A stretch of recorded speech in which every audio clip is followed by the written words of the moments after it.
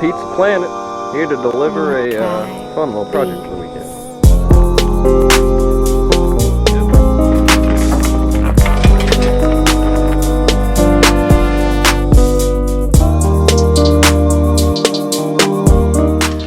Here in the front, I've got really good access to the parts I need to work on. There's just 4 bolts holding on those support mounts, and then 2 clamps holding on this front part of the grill.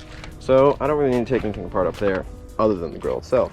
Back here, I'm going to take off these inner fenders and chassis fender because I need to get access to these kind of bent mounts that I just power washed off.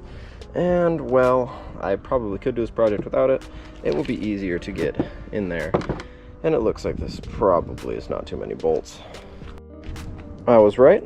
That was not difficult. There's 3 bolts holding this thing on. It seemed like from the factory there was a couple more than that. But the plastic's kind of broken off in some places. We're going to reinforce and or just replace these mounts because you can see, oh, it's ripping as I bend it. Yeah, both of those. And it looks like somebody has come through here and tried to do some jerry rigging on this stuff, but we don't do jerry rigging here.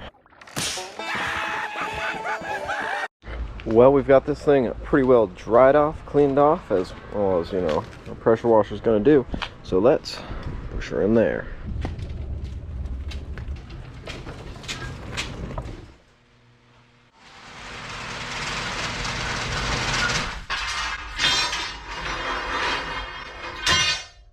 Well, we are back from the metal shop, and we happen to have gotten metal from the metal shop. So let's start replacing some of these bent, broken, and rusted out pieces of pipe with some 3/4 inch outer diameter, which will match the original look, but instead of the like 20 gauge or 16th wall, we got some 1/8 inch wall. So these things will hold up some beating. I'm gonna start on the rear carrier, and there's some pretty straightforward parts we want to start with. This mount should be, you know, attached, not just zip tied. And on the other side, as you can kind of see how it came from the factory, except huge crack in it. So I'm going to ditch this mount idea, put some 16 gauge plate I picked up. We're going to put the plate in here, and so that will do 2 things. It'll move the mounting a little bit forward, which will push this whole rack back a little bit and clear a little bit more space on the rear of the ATV. We're going to knock this. I think this was a fishing pole holder. I don't know. I mean, it's just kind of janky on there. I'm going to knock that off. We're going to cut this metal right here, put some of our new pipe right in it. Just easier to fix that. Replace that, then fix this, because once a pipe gets bent, it is structurally far weaker, so it'll just get bent again even if I straighten it out. So I'm gonna start cutting this out, and you guys can watch.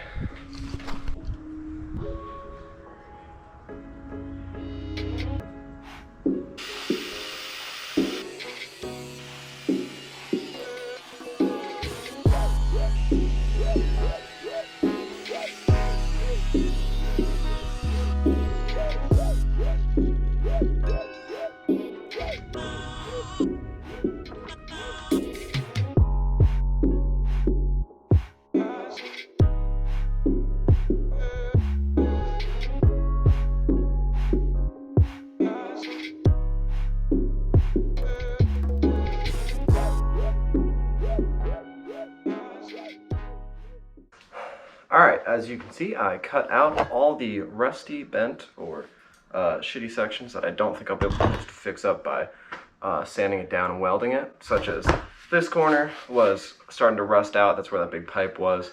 Cut the pipe off and sanded down a lot of that rust, and then I'll fill it up with flux core and sand it back down, see if I can make that corner whole again.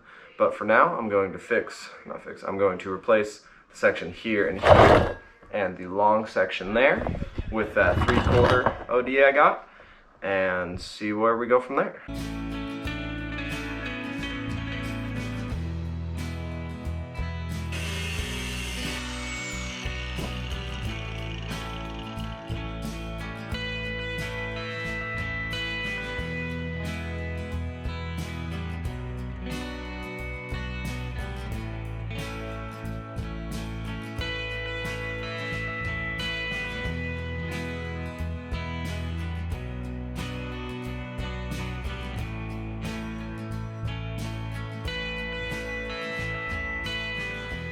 I've got the top bar beveled and fitted. Now, I chose, just aesthetically mostly, to have this top bar go flush with the top of the outer bar. They're a different thickness by about 1/8 of an inch. Not thickness, they're a different outer diameter by about 1/8 of an inch. So I wanted the top bar to look strongest, and this bar will far more resistant to the bend that the bar that was in its place had gotten from whatever it got it from. Got the old Chicago electric setup. Got our bars where I want them, held in place with also Harbor Freight magnets. Wait, no, those were from Tractor Supply. Would love for Tractor Supply to sponsor me, just saying. But let's get this stuff burning.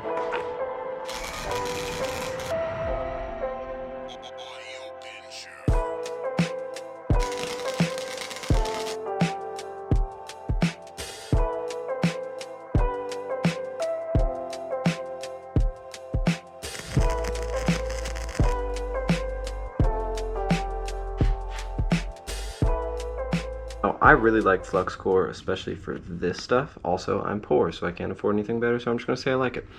Filling in holes like this, it's really nice to just, you know, be able to layer, and you'll see I've started right there, across that, there's a split appearing right here. So I've filled that, and I filled this bottom gap.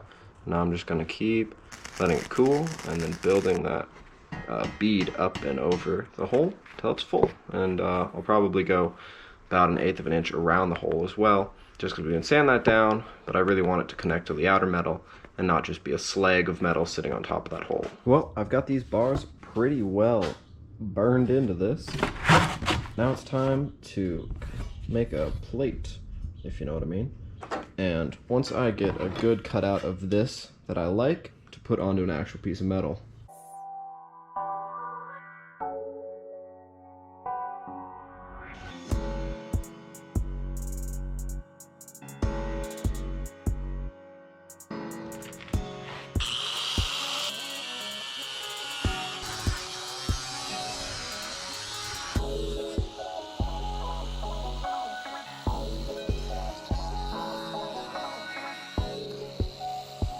This is plate number 1, and I've got the second rough cut plate over there.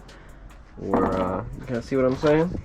I'll have this in here, and it will weld real nice into all those corners, and then we will mount the bottom of that support right about there.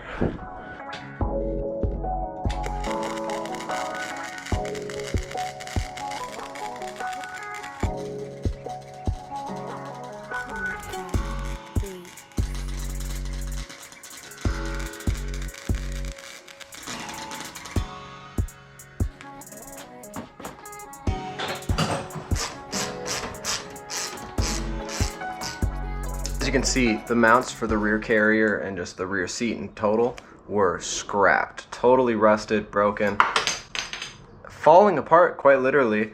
And somebody had previously just, I don't even know what type of metal that is, very jankily bolted it, cut it to size, tried to make it work.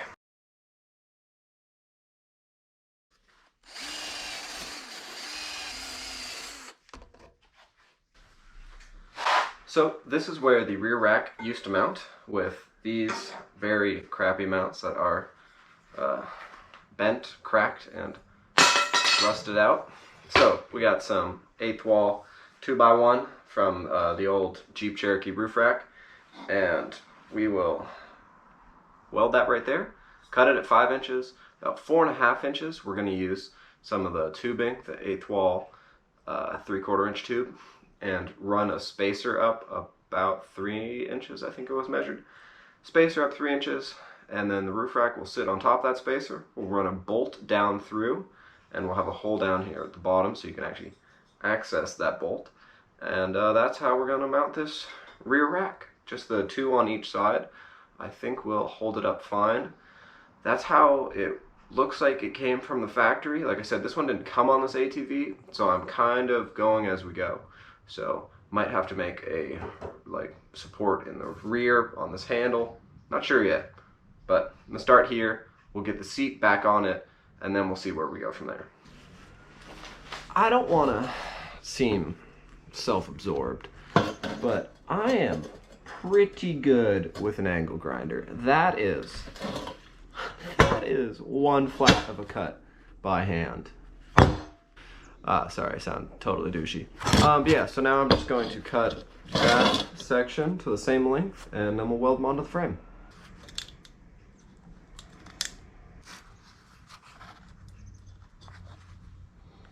Now that third dot, that's how I line up, because yes, it's important to get it 5 inches, but to me it's more important to have them be the same size, symmetrical on each end. So that first 2 outer measurements are 5 inches. That inner measurement is the length of the the first cut. So now I'm going to, cut between those 2, and it'll theoretically be as close to as possible the first cut, same length. I don't know. It's worked pretty well for me so far in life.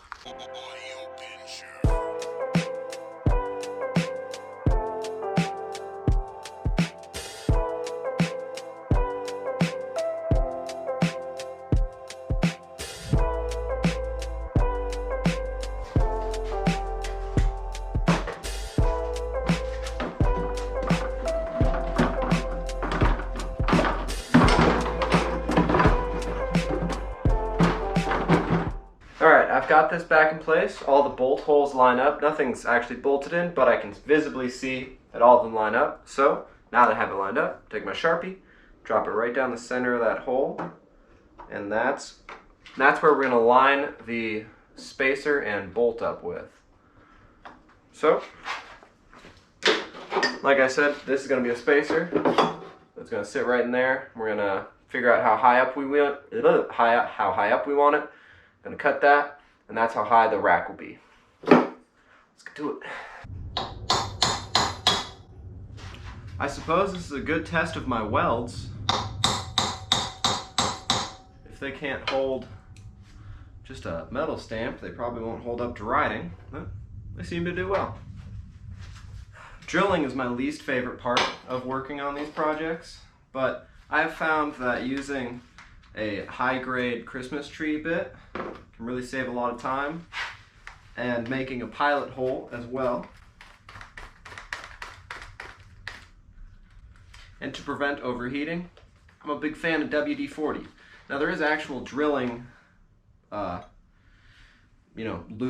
for drilling, and a drilling press would be nice, but I don't have either of those, and WD-40 works according to the internet and me, and I'm on the internet. So, I endorse it.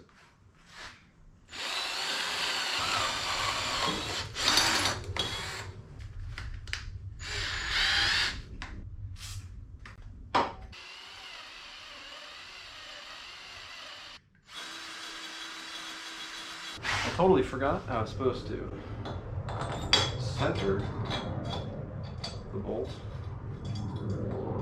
first. That would help.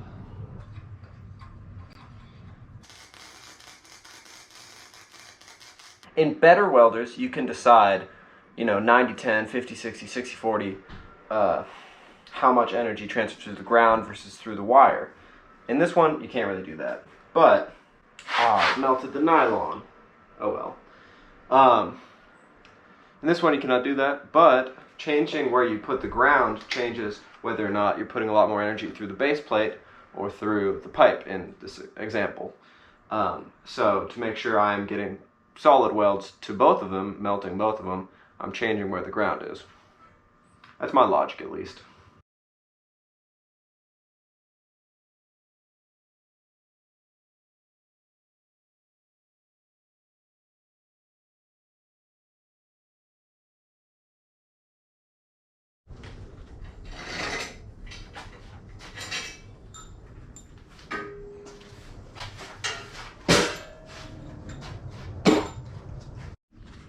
So I've got these back mounts finished up, did a test fit, fits great. I'm just going to throw some rough black paint on it to prevent that corrosion. Now I know I got some boogery welds, but it's a Chicago Electric 110 flux welder, and that's, grinder and paint make me the welder I ain't. So I'm going to throw this back together, and the back will be done, and they can paint the rack, however they want to paint it. That's up to the customer. I'm debating if I want to reuse this. It looks kind of cool, but it's all beat up. This is in really good shape. I mean, really good shape. This is not, and those are definitely not reusable. So I'm gonna start by rebuilding these mounts, and then we will decide if we're gonna mount it onto here, or maybe build something out of some of my spare 2x1 stock, which I think would look really beefy, but might be overkill. But first, I'll just strip this stuff off. So here's the mount that went right here for the front part of the grill, bolted in here and here. As you can see, it was way too thin and crumpled and buckled under all of the multiple crashes and tree stump hits and just general actual use of ATVs. I didn't show you I made this first bracket because it's not in my expertise of wheelhouse. But so I took the same tube, you can see the two clean tubes right here, and I flattened one end, stamped it out on the anvil with a big heavy hammer of mine, and then put them onto the brackets here. As you see them, still a little hot, and I bent them into place, and once I had them where I thought lined up the best, kind of holding them in place, I will weld it like I'm about to do to this one. But so the reason I'm doing that is so the bolt holes line up perfectly, because if you weld them off the table, even if you think measuring wise the bolt holes will line up perfectly, that welder's going to warp it and it's not going to line up perfectly. We got those front control arms welded up, and I'm kind of debating how I want to attach it to this front grill. Now the front grill originally was just welded straight to these control arms, and you know, the impacts over time are what caused them to shear right off, but I'm kind of struggling to come up with how to bolt them together, you know, in a removable way, so if you replace the grill or replace the control arms. So yeah, can't figure out a solution to that problem. Now I will make a mistake here and admit it, but I welded the support arms straight to the back of the grill. I wouldn't do that in the future. I won't do that in the future. Putting in the effort to add some plates that I can bolt to one another so it'll be removable, definitely the way I should have gone. When a magnet can't make something stick, the welder must. The welder must.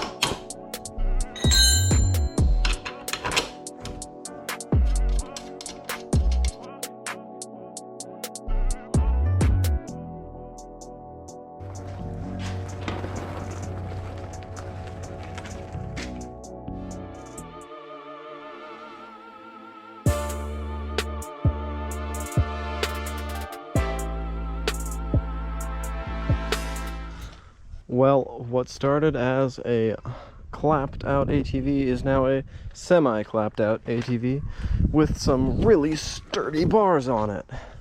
And it was definitely some learning experience. I've done a whole lot of projects with square tubing. It's a bit easier for beginners, in my opinion, than actual tubing.